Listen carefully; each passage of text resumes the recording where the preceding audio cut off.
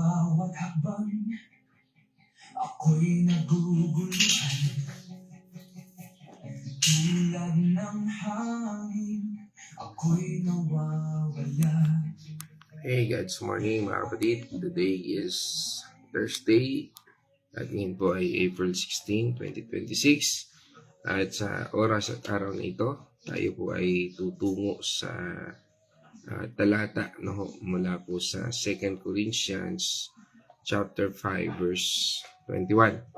At ito po ay pamagatan nating The Great Exchange. We become the righteousness of God.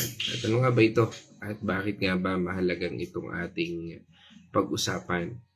At dito sa ating pagtalakay ng talatang ito ay sama-sama po tayo pag-aralan natin ang salitang ito. At ngayon sa ating pagsisimula, tayo po ay sasamahan ng aking partner para po basahin ang talatang ito at pangunahan po tayo sa pananalangin. God's morning mga kapatid, tayo po ay babasa sa 2 Corinthians 5 verse 21. Hindi nagkasala si Kristo, ngunit dahil sa atin siya ay itinuring na makasalanan upang sa pamamagitan niya ay maging matuwid tayo sa harap ng Diyos. Tayo po ay manalangin. Hallelujah. Lord, maraming salamat po sa panibagong umaga na ipinagkaloob mo sa bawat isa sa amin. Panginoon, samahan mo po kami sa lahat ng aming gagawin ngayong maghapon at ikaw nawa ang makita sa bawat isa sa amin. Samahan nawa kami ng iyong banal na Espiritu upang malubusan naming maunawaan ang iyong mga salita ngayong umagang ito at maibahagi din sa iba. Samahan mo rin kami, Panginoon, at i-guide kami ng iyong banal na Espiritu sa lahat ng aming mga sinasabi, Panginoon, aming mga ginagawa, sapagkat lahat po ng aming mga sinasabi at ginagawa ay hindi katanggap-tanggap sa iyo, Panginoon.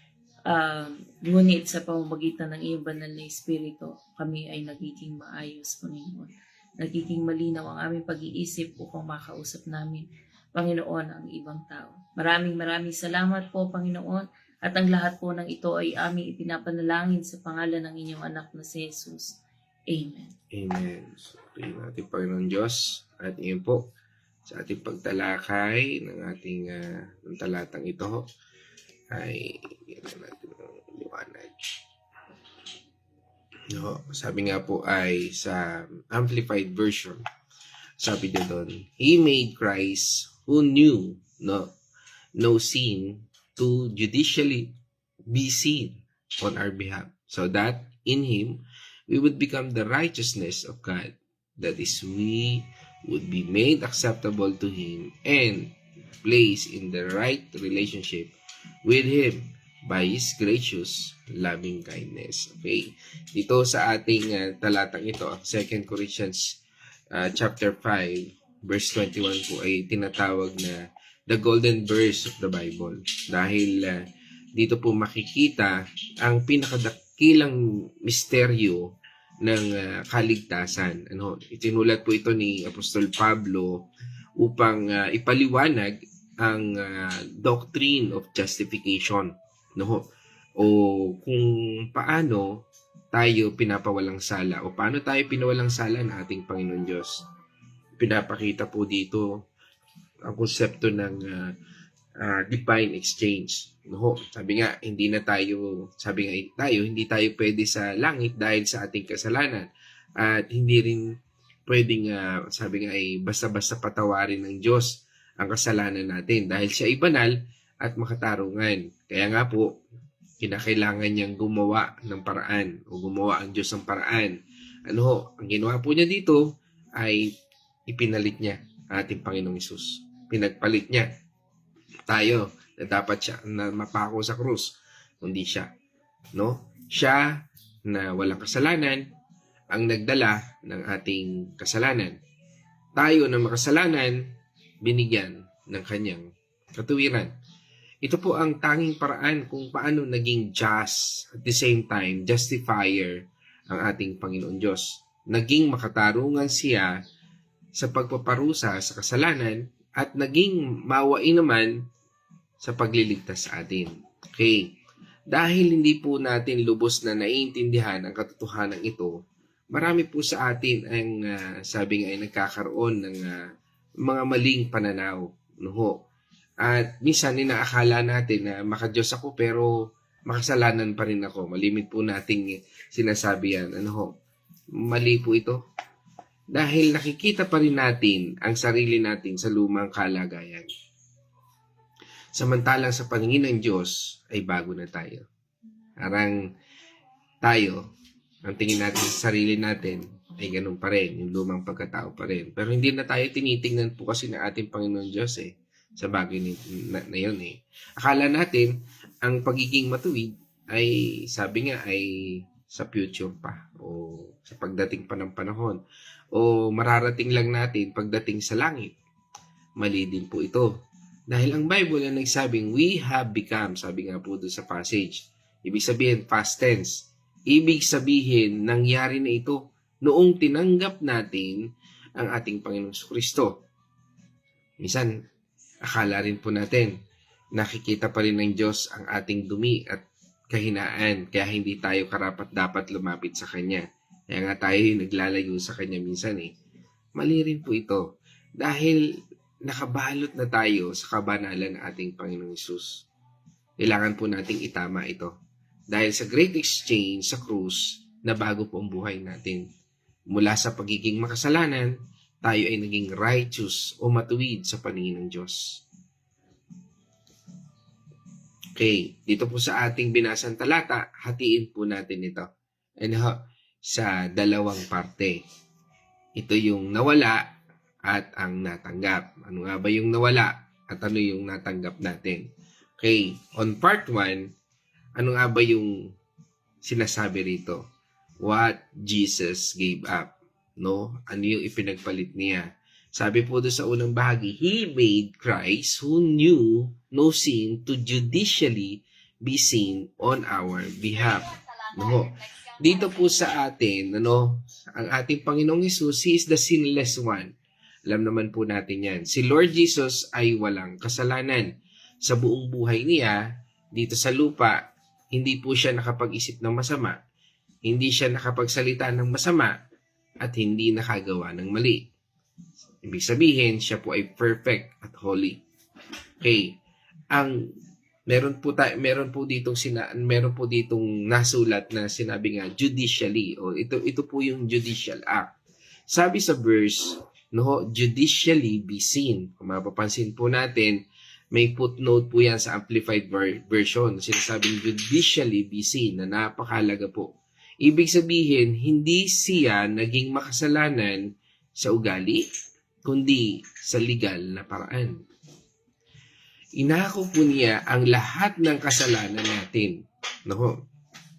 Mula sa simula hanggang wakas. Siya po ang naging substitute o sabi nga ay pamalit sa korte ng langit. Itinuring po ang ating Panginoong Kristo na parang kasalanan. Sin. Siya mismo ang nagkasala. Mismo para tayo ay mapawalang sala. Hindi man siya nagkasala, pero siyang umako ng pagkakasalang iyon. Okay. At dito po ipinapakita ang doctrine of imputation.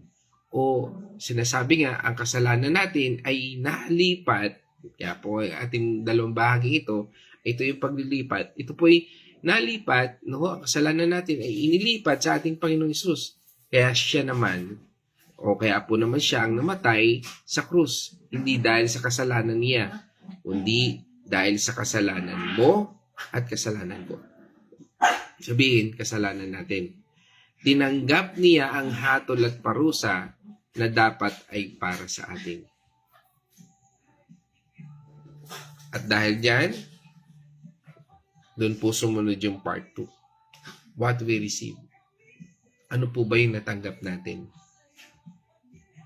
Doon sa kasunod po ng talata. So that in Him, we would become the righteousness of God. Napakaganda po Sabi, we become righteous. Dahil kinuha ng ating Panginoong Kristo ang kasalanan natin, ibinigay niya sa atin ang kanyang mismong katwiran. His righteousness. Kaya nga paglalapit tayo ngayon sa Panginoon, it's not because yung ating nagawa, kundi yung ginawa ni Kristo sa atin. Because of His righteousness. I am the righteousness of God. No? Para bang lalapit tayo sa Kanya, Panginoon. Nag-struggle po ako sa ganito. But because of the righteousness of Christ, O Lord, because of the righteousness of your Son, Jesus Christ, nilalapit ko po ito sa iyo. Meron po akong karamdaman, inilalapit ko po ito sa iyo.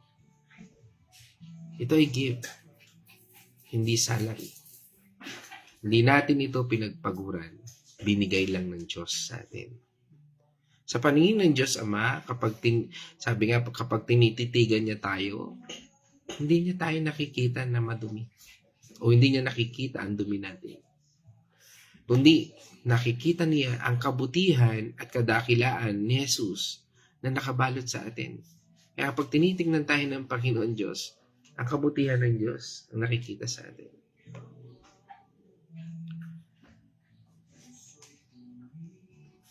Made acceptable and right relationship. Dahil dito, accepted na tayo. Hindi tayo outcast o itinakwil. Naging friends na tayo ng Diyos. Wala na ang pader na naghihiwalay.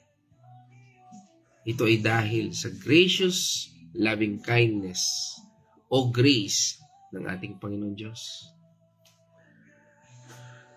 Kaya nga mga kapatid, ito'y nagpapakita sa atin ng kabutihan ng Diyos Ama, Diyos Anak, at Banal na Espiritu sa buhay natin.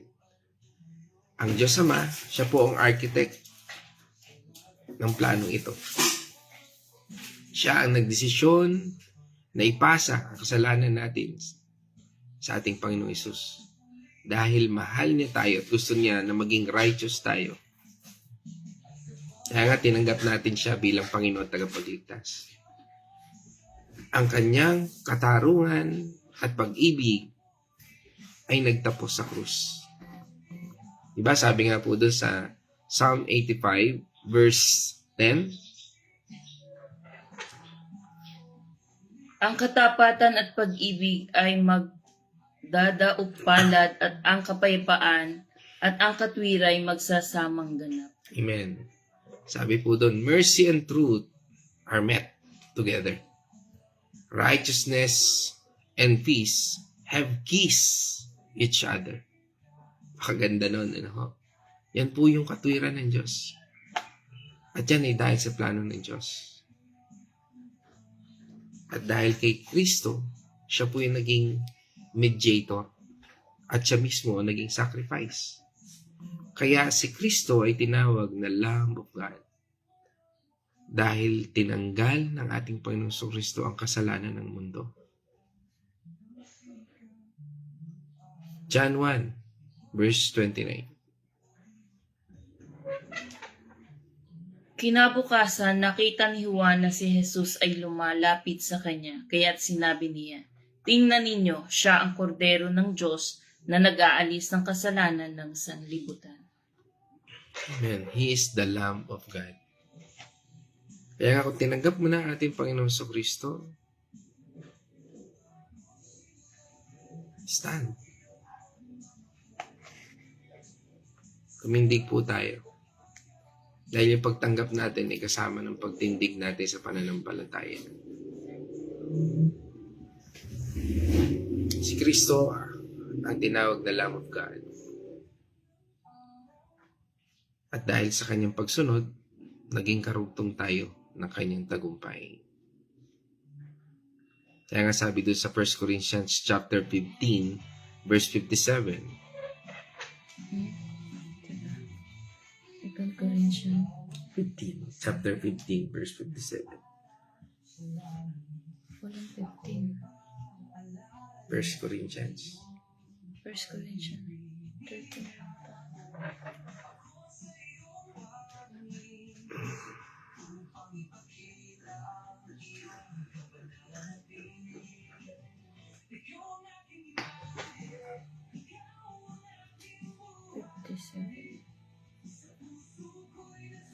Magpasalamat tayo sa Diyos sapagkat tayo'y binibigyan niya ng tagumpay sa pamamagitan ng ating Panginoong Hesukristo. Amen. Sabi doon, but thanks be to God who gives us the victory through our Lord Jesus Christ. Siya po ang katagumpayan natin. Kaya nga po yung I am the righteousness of God, pag sinasabi po natin yan, through our Lord Jesus Christ, makapangyarihan po yan. Dahil yan po nagpapaalala sa atin na hindi tayo naging matuwid dahil sa ating sariling kalakasan, kundi dahil sa ating Panginoon Kristo. At anuman ang ating sitwasyon, anuman ang ating mga pinagdadaanan, malalampasan natin dahil siya po ang nagbibigay sa atin ng tunay na lakas at tunay na kapayapaan. Kaya nga po napakahalaga sa atin na tayo ay patuloy na nagpapabago sa ating Panginoon. At dahil dyan, sa pamamagitan po ng banal na Espiritu, ito po nagpapatunay sa puso natin na tayo ay mga anak ng Diyos. Sabi nga niya doon, diba sa Romans chapter 8 verse 16? Ang Espiritu ang nagpapatotoo kasama ng ating Espiritu ang na tayo'y mga anak ng Diyos. And that is the role of the Holy Spirit. The Spirit Himself bears witness with our spirit that we are children of God. Yan po nagpapatunay. Kaya wag po nating kalimutan. At sabi nga, i-practice po natin. Wag po nating hayaan na lasunin tayo ng mga maling pananaw, maling salita, at maling pagkilo sa ating buhay. Kaya ako nagkakaroon ng katamaran bilang isang Kristiyano. Ang banal na Espiritu, siya po nagbibigay sa atin ng power, lakas, para mapagtagumpayan ang anumang hindi karapat-dapat sa Panginoon. Para mamuhay tayo ng banal. Hindi para maging righteous, kundi dahil righteous na tayo. Minsan pinipilit nating maging righteous in a way, righteous na tayo. Kaso nga lang, ayaw nating mamuhay bilang isang righteous. Patuloy tayong namumuhay doon pa rin sa luma nating pagkatao. Diba sabi sa atin ng 2 Peter chapter 1 verse 3? Tinanggap natin sa pamamagitan ng kapangyarihan ng Diyos ang lahat ng bagay na nagtuturo sa atin upang tayo mamuhay ng makadiyos. Ito'y dahil sa ating pagkakilala kay Jesus na siya rin tumawag sa atin upang bahaginan tayo ng karangalan at kabutihan. Amen. Kaya tayo nagiging righteous, pinipili na nating sumunod sa kalooban ng Diyos. His divine power has given us everything we need for a godly life through our knowledge of Him who called us by His own glory and goodness. Pakaganda po noon. Kaya nga sa pamumuhay natin, ang sinusunod na natin ay ang Diyos. Hindi yung sarili natin. Kaya nga, stop saying na makasalanan ako. Huwag po nating sabihin niya, makadiyos ako pero makasalanan pa rin ako. Narinig pa natin yun, di ba? Instead of that, sabihin natin, I am the righteousness of God in Christ Jesus. Ito ang katotohanan. Hindi lang pakiramdam. Bakit? Ano pong dahilan? Sige po, tunghayan po natin. Ito ay dahil sa double imputation o great exchange sa krus. Ang ating mga kasalanan ay inilipat na sa ating Panginoong Hesus para kinukuha mo ulit. Kung ganun po yon. At ang kanyang kabanalan o kabanalan na ating Panginoong Jesucristo, katuwiran ay ibinigay na sa atin. Parang tinanggihan mo naman yon sa tuwing sinasabihan mong makasalanan ako. Kaya sa paningin ng Diyos, tayo ay ganap ng matuwid dahil kay Kristo, hindi dahil sa ating sariling gawa o damdamin. Kaya nga we can live with confidence. Nahihirapan ng Diyos na kumilos sa atin kasi wala tayong confidence. Pansinin niyo yung mga taong walang confidence. So, bakit hindi mo ginagawa to? May talento ka naman. Nahihiya ako . Kasi ganito lang ako eh. And that is the point. Dahil accepted ka na, pwede ka nang lumapit sa Diyos. Ano man ang oras na walang takot o hiya. May right standing na tayo sa harapan niya. And that grace will motivate us. Ito po yung magmo-motivate sa atin. Hayaan natin ang grasya ng Diyos ang mag-motivate sa buhay natin. Magkaroon tayo ng confidence, hindi dahil sa yabang natin, talino natin, achievements natin, kundi dahil sa grasya ng Diyos ang mag-motivate sa atin. Dahil binigyan niya tayo ng ganitong klaseng pagmamahal, natural na po sa atin na iwasan ang kasalanan at mahalin natin ang ating Panginoon Diyos. Hindi po tayo namumuhay ng tama para tanggapin niya, kundi dahil tinanggap at tinubos na niya tayo. Namumuhay tayo dahil tinubos tayo. Mga kapatid, sa akin pong pagtatapos, tandaan natin, hindi tayo yung lumang tao. Pinalitan na po tayo ng ating pagkatao. Ang dumi natin, kinuha ng ating Panginoong Hesus. Ang kalinisan niya, ibinigay sa atin. Kaya ngayon, tumayo po tayo ng may dangal at pananampalataya. Again, tayo ay accepted, approved at righteous sa tingin ng ating Panginoon Diyos. Yan po ako magtatapos. At patuloy natin pasalamatan ng ating Panginoon Diyos because of this great exchange. God bless everyone. At ngayon naman, tutungo po tayo sa Wednesday Reflection. God's morning mga kapatid. Dito po sa ating napag-aralan. Ngayong umaga ay hindi na natin kailangang maging perpekto o gumawa ng sariling paraan para tanggapin tayo ng Diyos dahil ginawa na ito ng Diyos para sa atin. Kahit tayo ay makasalanan, Kanyang kinuha ang ating mga kasalanan, ang ating mga pagkakasala at ibinigay sa atin ang Kanyang kabanalan upang maging karapat-dapat tayo sa harap niya. Huwag naman nating abusuhin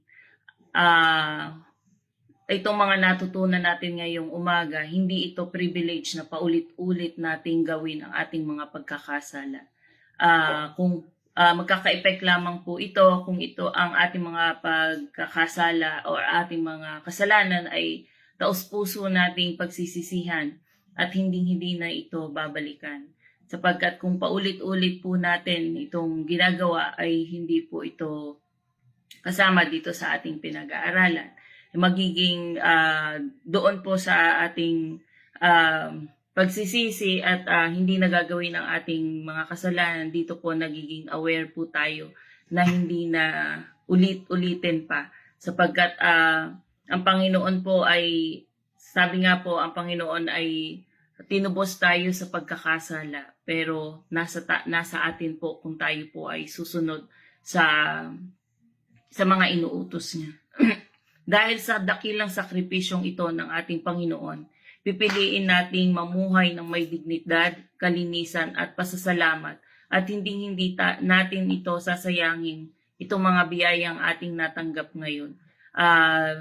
Magiging mabuting impluwensya po tayo sa iba sapagkat kung tayo po ay nakikita ng iba na dati ay tayo ay makasalanan tapos ngayon hindi naman po natin yun agad-agad mawawala. Siyempre, parang naging habit na po natin. Pero kung aalalahanin po natin itong mga salita na ito na ating mga pinag-aaralan ay pipiliin po natin o magiging aware tayo na yung mga ginagawa natin dati ay hindi nakatanggap-tanggap sa ating Panginoon. Kaya maiiwasan na natin, hindi na natin magagawa muli. Kung magagawa man muli, pwede tayo humiuli ng kapatawaran sa ating Panginoon. Kaya po lahat ng ito ay napaka-bless po natin sapagkat hindi naman tayo ang nagbayad sa ating mga kasalanan, pero tayo ang nagpakasarap sa ating mga kasalanan. Pero yung mga kasarapan na yun ay hindi naman katanggap-tanggap sa ating Panginoon, yung mga pagkakasalang ginawa natin. Kaya po, dito po ay natutunan natin na kung i-confess natin ng taos puso at hindi na uulitin, yun po ang pagkakasalang tinubos na sa atin ng ating Panginoon. Yun lamang po, maraming salamat po and God bless sa inyong lahat. Okay. Guys, God, ngayon naman po, tutungo tayo sa ating mga kapatid online. Tayo po ay babati. No? Kaunahan po natin dito sa ating comment section ay mula po sa Bulacan, Chao. Pinungunahan po tayo dito ni Nay Marta. No? At pagbati natin sa mga kapatid natin dyan sa Bulacan, Chao. Dyan kila Kuya Chris, Nay Gori, Nay Lina, at madami pang iba. No? Yung mga kapatid natin dyan sa Bulacan. Dahil sa mapagpalang umaga ho sa inyo dyan. At sinundan po tayo ni Honey Dipog. Sino tong Honey? Okay. Yan, good morning po. Dito kay Honey Dipog. No, hindi ko kasi nung kilala ito. Yan. At yan. Yan, tungo naman po tayo sa Osamis City. Yan, kasama po natin si Dr. Julia C. At pagbati ho natin sa buong C family. Sa mapagpalang umaga po sa inyo. Ayan. At sinundan po yan ang ating kapatid na si Sister Nella Nonoso. Ayan. Isang pagpalang umaga sa iyo kapatid. Ayan. Sama po natin ang Nonoso family. Ayan. Ayan. Sinundan po yan ni Sister Babes Rianzares. Isang mapagpalang umaga. At belated happy birthday sa iyong anak. No? At yan, ipinagdiwang kahapon, kagabi. Yan.